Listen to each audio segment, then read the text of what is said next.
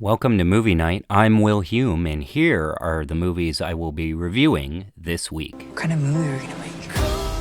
Steven Spielberg brings us his childhood origin story in the way that only he can, with The Fabelmans, here at TIFF.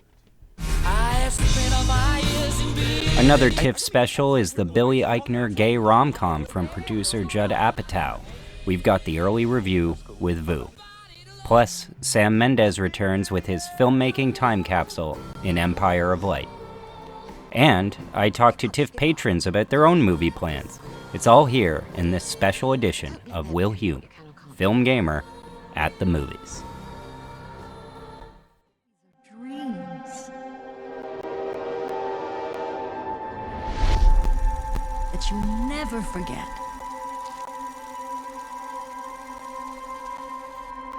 Sammy? He just got back from The Fabelmans, my favorite movie of the year so far. And what did you think about it, Sam? I really enjoyed it. I thought it was like a really emotional and personal story from Spielberg. It has bits and pieces of every other movie that he's done in like E.T. and Close Encounters and War of the Worlds. It kind of made me realize just how much of a through line divorce is in any and all of his movies. Yeah. And I don't think he's ever had a portrayal of a happy marriage. In terms of my expectations, it was kind of pretty in line, although because it was premiering at TIFF, which Spielberg has never done, it was like so muted. There was no trailer that got released. Mm-hmm. The poster was only a few days before, so I'm like, oh, is this minor Spielberg? But he's been pretty consistent throughout his whole career. In this family, it's the scientists versus the artists. Sammy's on my team, takes after me.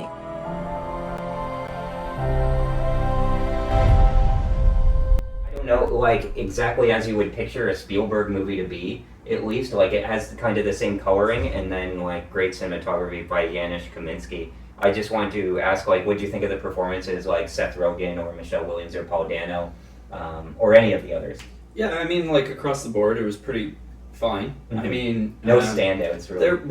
The male lead, I forget. Gabriel LaBelle. Yeah, Gabriel LaBelle was very solid. Yeah. Where you were just like, your heart was in it with him. You Yeah. cared a lot about him. Mm-hmm. And as far as the rest of the cast, I feel like Dano's Dano. Yeah, consistent. He's consistent. He's Mm-hmm. got that quiet intensity, and he doesn't really have that kind of warmth to him. Which makes him work perfect for Spielberg's father. Michelle Williams is solid, but she's maybe doing it like Manchester by the Sea, kind of without the same emotional resonance. Like the character isn't as. I think so.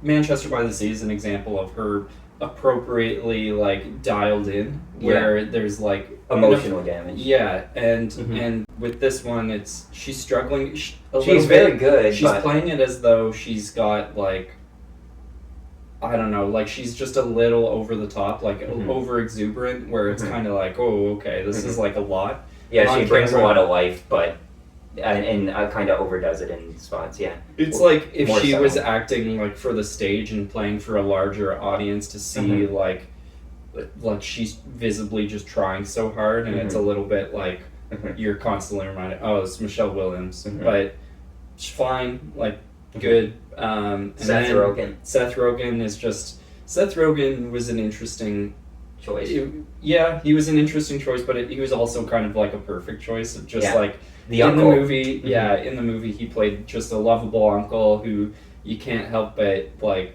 have warm feelings for him, and kind of liken it to your own like family members growing up, how they'll play the bits for the kids and just be like, you understand why the kids would love him so much.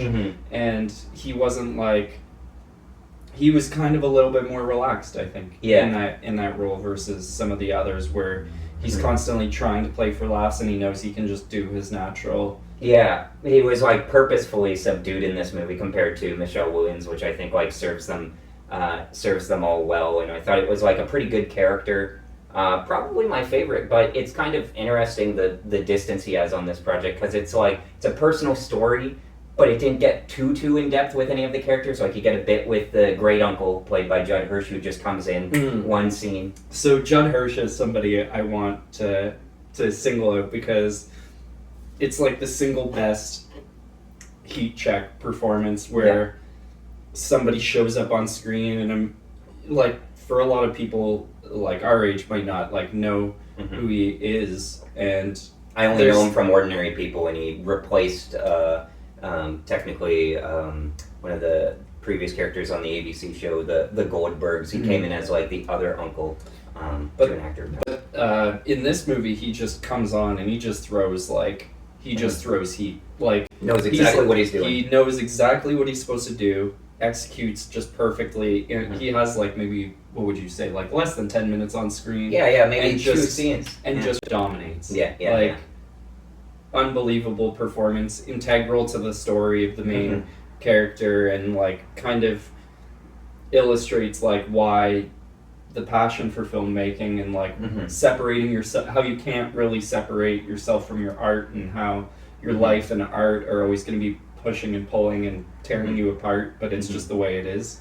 And just prepping the main character Sam for his future and his passion. Did you like that he was named I after did. you? I did. I selfishly like where it's a likable character who also shares your name in your life. The core memory I had was in 2000.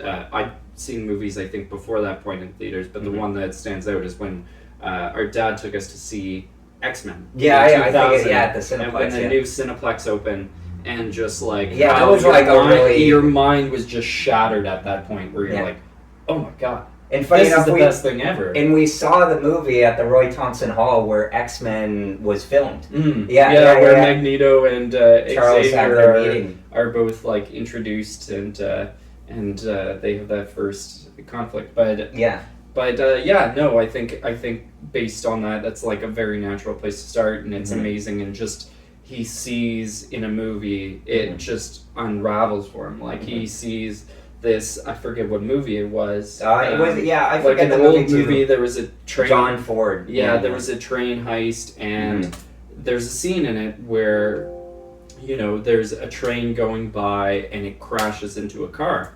And you could see the look on his face, like, as they do the train accident.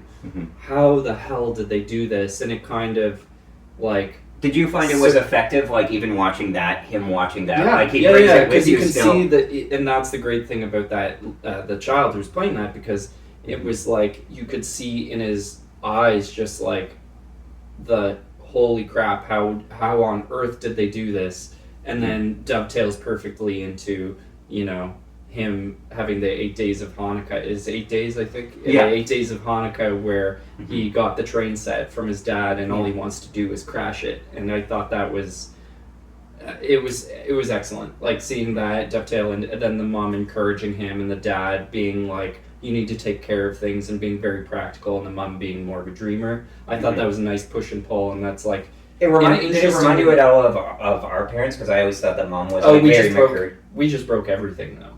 Like that was the thing. I understand, like, now being my dad just being like, oh my grumpy god, about like you broke my speakers or something like that. You put like a sandwich in the VCR or something. I mean, I didn't do that, but the VCR broke nonetheless. How would you rate the movie? Like, either out of 10, because that's like tough to do, but it's close. Because I would liken it to like a B+.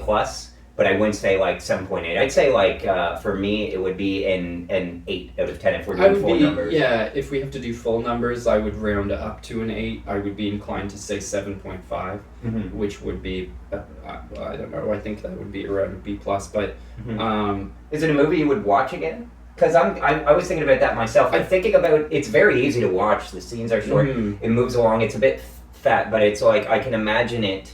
Like, either playing on TV and catching bits of it, or I can imagine maybe watching it at least one more time. With Spielberg movies, it's hard, because all of them I've probably, more than a few of them I've seen more than once, but then, as you mentioned, like, the BFG, I saw it, I didn't like it. And The Post, I like the craft of it, because the craft of his movies, even if they're not that great, is something to admire, like, personally. I don't think I'll be rewatching it anytime soon, but I think it's a movie that, like, every 5 or so years I'll be like, oh yeah, like I kind of want to see that again. Like, there's a lot of Spielberg movies like that, but then there's others that you're like, oh man, I would watch this like every year. Yeah, Like Minority Report. Yeah, War of the Worlds. I've seen yeah. that a couple of times. Yeah. Ready Player One I've actually seen quite a few times, and I just thought that was interesting because like people ask whether Spielberg's in his 70s now. Is like, does he still got it? And would you say yes? Yeah, I think he definitely still has it. I Yeah. think he's gonna start doing like the Scorsese thing where maybe he's not seeking out these movies. Mm-hmm. Like, I think he still will want to make them, but I think he'll have like people want to be producing partners, like maybe Tom Hanks and old collaborators, being like, you know what, could you like help us out with this and maybe come in and consult, like, apparently. You dismiss what he does. It's playful or imaginative. You could afford to be a little encouraging.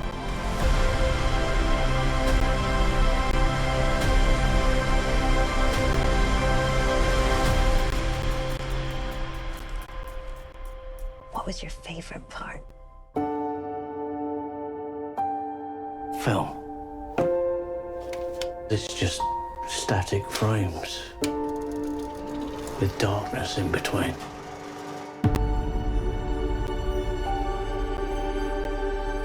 But there's a little flaw in your optic nerve. So if I run the film at 24 frames per second, it creates an illusion of motion. An illusion of life. So you don't see the darkness.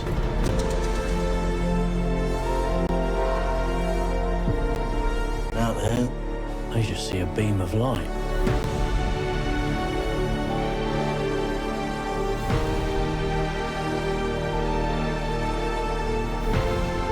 And nothing happens without light.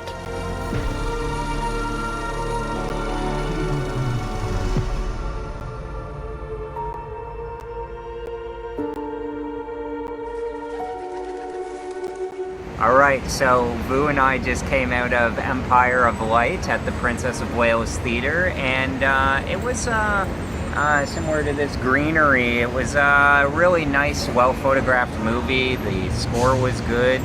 The performances were solid. I just kind of thought that it was lacking a point. What do you think, Vu? Yeah, a lot of stuff happened, but it didn't go anywhere. Mm-hmm. And character development, yeah, same thing. Just I thought they were flat characters, Yeah. We got to know a little bit about their story, but still they didn't go anywhere. Yeah, And, yeah. Go ahead.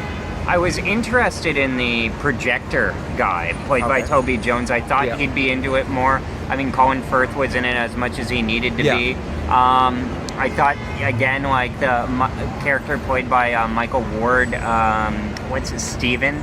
Okay. I thought he could have been, like, more interesting. Like, they probably could have showed more interesting bits of his story, but it was just kind of flat. I was reminded, and it's my own prejudgments of the director, of, like, a white, rich guy. And so it was just kind of like, I felt he's a director who's always kind of known his limitations, so he never really explores beyond or kind of takes a risk. It felt like a really safe movie with safe dialogue and kind of again, I can't really say boring, because there weren't times where I was like, oh, like everything. It was still captivating. I could watch the whole of it. It's just like, I guess it was a good performance from the actors and the actresses, but it really didn't go anywhere. Yeah, it was pleasant. It's like everything on screen is so good. Like, I was reading, like, Naomi Dunn did the makeup, and Alexandra Byrne, like, best in the business. Like, Lee Smith, Christopher Nolan's editor, edited this movie, same as he did 1917. And for 1917, I get it. For this, it's like, why? Like, Sam Mendes, the director, and it's his second screenplay following 1917, always gets the very best people, and you can see that in the cinematography and lighting and the production design, all of it. And it's just kind of like, we saw this in the best theater probably in the country, and like, it was pleasant enough. But if that's what we have, what do other people have? I mean, what more is there to say about the movie? I mean, I kind of thought of it as just another movie that like maybe middle-aged women or women of a certain age could like think of to imagine how boring their life is or something. At least that's how the Olivia Colman character is portrayed. Yeah. I'll tell you what I would have done differently. I would have made Olivia Colman sexier or more of a wild card. Yeah, very sexist, but okay, keep going. Well, I no. Sexist for who? For you? As a man? As a straight white man? Yeah, because I think that Olivia Colman, I was thinking about this the other day of her, she has been doing the rounds around Toronto, and like, she is very charming, and she is very funny, and they have her kind of be a downer character here, and they have her, like, I honestly feel like, I don't know, somebody who worked at a movie theater and does the stuff that she does, like when she reaches out to kiss the guy. Yeah. I'm like, oh, okay, so this is kind of like a bold character, but they have her very subdued, and I just kind of wonder, why would you cast Olivia Colman and then have her play like a more subdued role? Like, that was done really well in The Lost Daughter, but here it's just kind of like a waste of talent. Did you agree, disagree? I just couldn't sort of like make up my mind on who she's supposed to be in the movie. Well, yeah, so first of all, you know, she's like this middle-aged woman with like a whole bunch of man issues, and then she falls in love with like a 20-something black guy who I was wondering, because he mentioned like World War II or something, and falling in love with a Nazi as his first love. I'm like, wow, what an interesting story. So, which is sort of like covers my, you know, the overarching point I'm trying to make. There's a lot going on, but nothing's happening. So now we have like this situation where young black guy falls in love with a middle-aged white woman. Again, I don't know why that's why. So here's the thing. And then they have like a little dalliance, a little romance. Even though this guy is like super handsome. So it doesn't go anywhere. And then you have like the whole racial thing, right? So 80s UK, and that was the undertone too. I thought maybe you could hear that from the radio or from the TV. They were talking a lot about the racism, but still that didn't go anywhere. Yeah. But at the same time, you know, maybe I'm being too critical. No, there was a little bit of a white savior thing going on. I kind of So you got like this bit. middle-aged white woman, like, you know, trying to make sure everything's okay for this young black guy just going through stuff. And yeah, so it was a little bit awkward there. I just don't know what was going on. Yeah, like this guy doesn't have anybody, but he seems pretty successful and chill. And he's got his mother too. He has his mother. Yeah. Who we see, I was waiting for her, like, it's not until the end of this movie that the mother speaks. Yeah. Like, you get one scene of her, like, asleep on the couch. Yeah. And you would think she was, like, a very, I don't know, an important character. Yeah. And then the nurse speaks more, this random nurse speaks more than he does. So here's my thing, in a nutshell. In terms of racism, I thought this guy was just trying to, you know, address racism without really saying anything substantial. Yeah. And then also he's trying to cover the whole gender thing going on as a woman, mental health crisis, and without really saying anything significant. Yeah, I guess in that way it's him outside of his element, but it's still a very safe movie. So, yeah, it didn't offend anybody. And this way you also kind of accuse him of any sort of bigotry and any sort of like short-sightedness. Yeah. In terms of like covering the whole social justice like warrior thing. But you know, go ahead and watch it. I'll recommend it.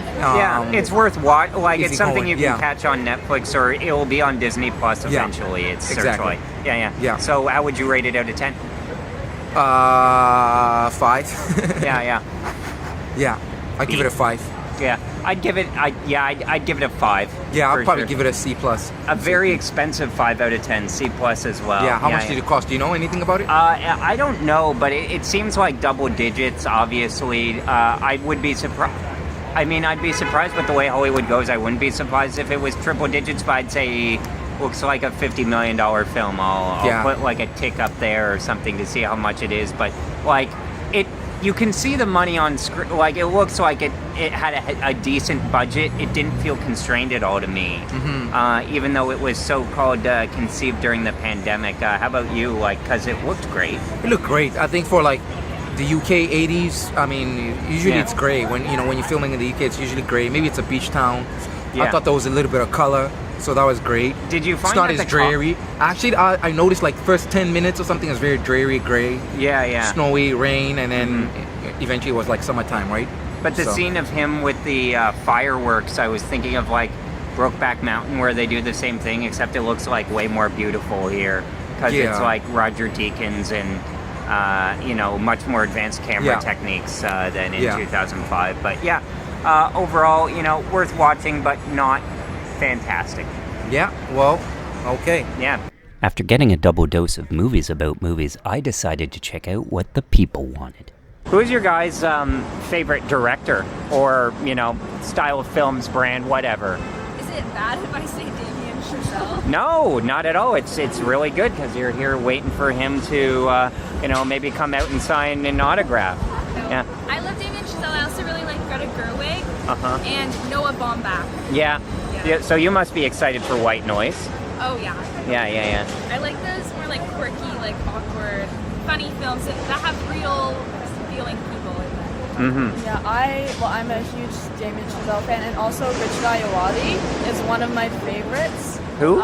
Richard Ayoade. He's like a British. Oh yeah. He did. What is it? The Double? Yeah, The Double and Submarine. Yeah. Those are just. I love his style. I love like the awkward humor, and just like he draws on a lot of like French New Wave films, which I really like. Yeah. So, he's just like a really intelligent person. He seems very well spoken, doesn't he? Yeah. Yeah. No, I'm gonna cut this together and cut out things like that. Yeah. Sure. So we're here at TIFF, and any of the movies. Tell us what you've seen. So I've seen Daughter of Rage. That was super good, and I also just saw The Fabelmans. Oh, nice. I was supposed to see Brother, but I ended up at Bros by accident. Really? So those 6:30, 9:30 times got a little confused in my head. I know Bros. What's Brother again? Brother? I saw it actually. That's one of the movies that I've seen so far. It's a Canadian movie. It's set in Scarborough. Oh, yeah? And it was really good. Oh, nice. Probably one of my favorites. Yeah. Look at you two, supporting Canadian movies and stuff the way it should be done, yeah. Of course, we're at TIFF, I mean. Yeah. I wanted to support another one. I like movies, but when I got there, it was full and they weren't letting anyone else in. So Oh, okay. That was a bit of a disappointment. What movies have you seen so far at TIFF? So far, I've seen On the Come Up, The Fabelmans, and The Good Nurse last night. Oh, nice. Yeah. What is your favorite of them? How would you rank? I would rank them The Fabelmans, On the Come Up, and The Good Nurse. Okay, yeah, nice. Any movies still to see in the festival that you're looking forward to? Yes, I'm seeing Empire of Light shortly after this panel, and I'm seeing Pearl at midnight. Oh, nice. Yeah. Midnight Madness? Midnight Madness, Pearl, yeah. The crowd is so good there. I'm so excited for a horror movie at midnight. That's going to be fun. Yeah. Yeah, then tomorrow I have The Sun, and Women Talking.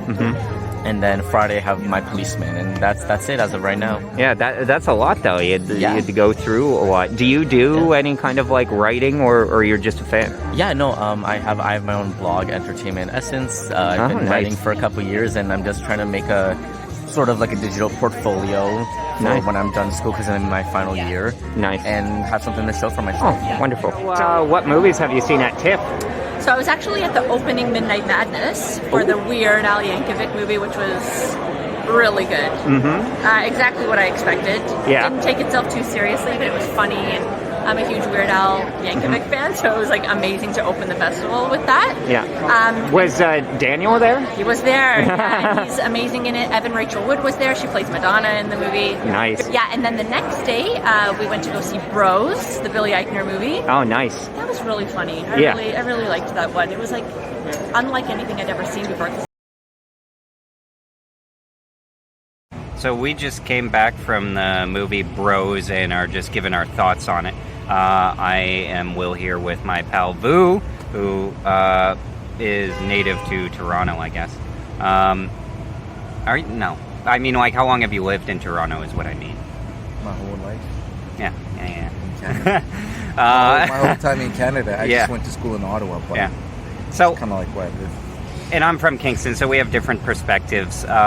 We just came back from the premiere of Bros, which starred and was co-written by Billy Eichner and was co-written and directed by Nicholas Stoller, who did Forgetting Sarah Marshall and Get Him to the Greek and 5-Year Engagement, a bunch of other stuff. And I have to say, I'm kind of disappointed in this movie. I really didn't think there was all the much to it. What do you think? I thought it was too long. I thought it was I don't know. I thought it was a little bit narcissistic about especially with the main guy. Great movie. I thought great concept. I think we're gonna see a lot more movies like that. Yeah. But I think it was just like hey, hear me out. It's all about me kind of thing. Yeah. So the plot, I don't know. It just doesn't feel like it was moving from A to B. It just felt like a guy just talking about himself the whole time, which is like, yeah, man, everyone's got issues and all. So what's so special about yours? Yeah. And do you really speak for like, the whole spectrum of like gay men, or you're just sort of like cisgender gay men? So I mean, not to say he can't speak, but there's like all these different dynamics that he could have tapped into. But in the end, he just made it all about himself. And I thought he had an interesting supporting cast, and it wasn't used well. They had a black trans woman, and a whole range of other representative identities that were not used. So major disappointment. Great concept, but delivery fell flat. Some jokes landed. Sex scenes, I thought that was interesting.